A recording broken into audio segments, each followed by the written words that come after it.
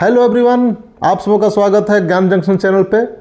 तो आज की क्लास हम लोग शुरू करेंगे चैप्टर नंबर 2 जिसका नाम है बहुपद।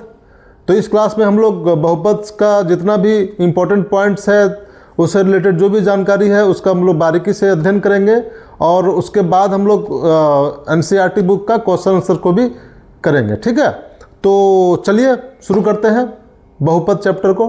ठीक है, तो जैसा कि चैप्टर का नाम है बहुपद, तो सबसे पहले समझते हैं कि बहुपद होता क्या है, बहुपद किसको कहते हैं, क्या होता है बहुपद। ठीक है, तो बहुपद जो होता है वो एक बीजगणित का कथन है, एक स्टेटमेंट होता है जो चर और अचर राशि से मिलकर बना होता है, चर और अचर राशि से मिलकर बना होता है।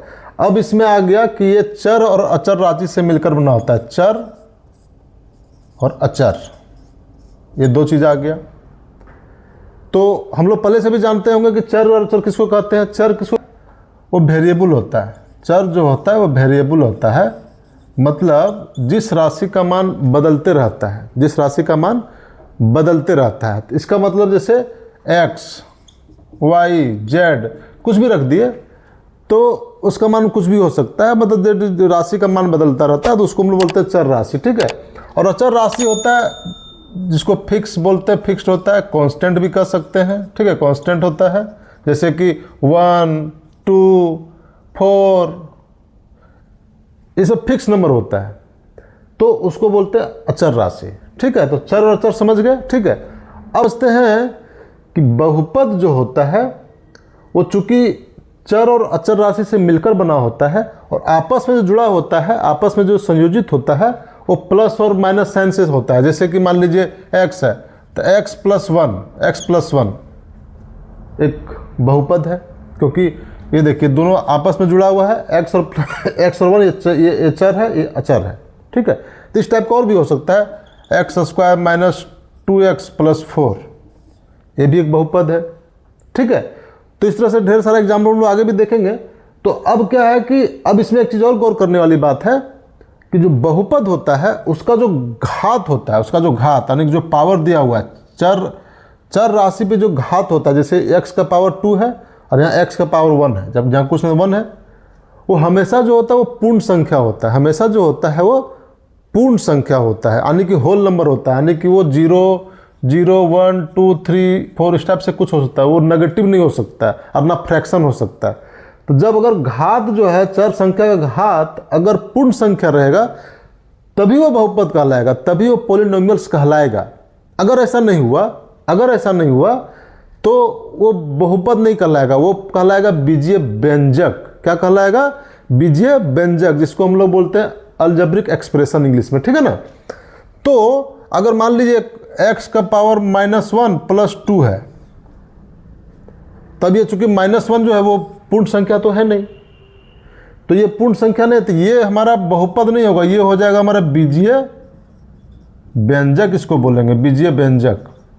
तो एक चीज हम समझ सकते हैं कि बीजीय व्यंजक जो होता है वो भी एक बीजगणित का कथन है जो चर और अचर राशि से मिलकर बना होता है, लेकिन उसका घात जो होता है वो पूर्ण संख्या भी हो सकता है और आपका नेगेटिव भी हो सकता है, फ्रैक्शन भी हो सकता है, वो नेगेटिव भी हो सकता है, फ्रैक्शन भी हो सकता है, लेकिन बहुपद का जो घात होगा हमेशा जो है सो पूर्ण संख्या होगा। तो एक बहुत इंपॉर्टेंट डिफरेंस हो गया। इसको हम ऐसे भी समराइज कर सकते हैं कि जितना भी बहुपद होता है उसको हम बीजीय व्यंजक कह सकते हैं, जितना भी बहुपद होता है उसको हम बीजीय व्यंजक कह सकते हैं, लेकिन सभी बीजीय व्यंजक को हम बहुपद नहीं कह सकते। जैसे ये हमारा बीजीय व्यंजक है लेकिन ये बहुपद नहीं है, लेकिन ये हमारा अगर एक बहुपद है तो इसको हम बीजीय व्यंजक भी बोल सकते हैं। मेरा बात समझ रहे हैं? मतलब बहुपद जो है बीजीय व्यंजक का ही एक हिस्सा होता है। ठीक है, चलिए, तो हम लोग बीजीय व्यंजक समझ गए, चर समझ गए, घात जो होता है उसका पावर होता है। ठीक है, अब समझते हैं एक चीज और इंपॉर्टेंट चीज होता है समझने का, इसमें गुणांक। गुणांक किसको बोलते हैं? जिसको इंग्लिश में बोलते हैं कोफिशिएंट, कोफिशिएंट बोलते हैं। ठीक है, इंग्लिश में बोलते हैं कोफिशिएंट।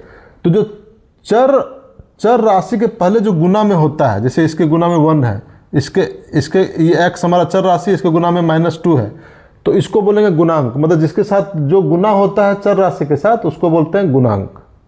ठीक है, ये सब टर्म्स है जो कि हम लोग को जानना बहुत जरूरी है, तभी हम लोग आगे का क्वेश्चन आंसर को करेंगे। ठीक है, तो चलिए ये हो गया। अब आगे समझते हैं कि बहुपद अगर समझ गए तो अब समझते हैं कि बहुपद कितने तरह का होता है। बहुपद जो होता है वो कितने तरह का होता है।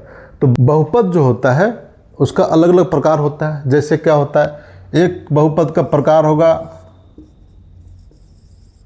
रैखिक बहुपद, रैखिक बहुपद।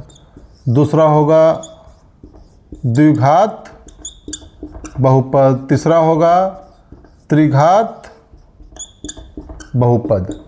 ठीक है, ये बहुपद अलग अलग टाइप का हो सकता है।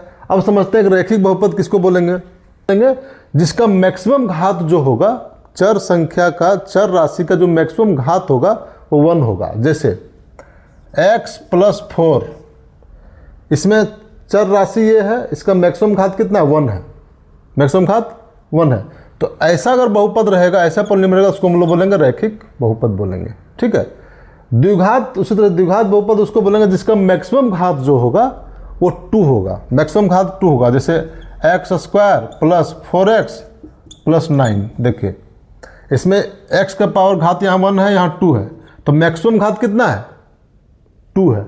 तो ऐसा बहुपद को द्विघात बहुपद बोलेंगे। ठीक है, उसे त्रिघात में होगा जिसका मैक्सिमम घात 3 हो, जैसे कि x³ + 4x + 9 तो मैक्सिमम घात इसका कितना 3 है।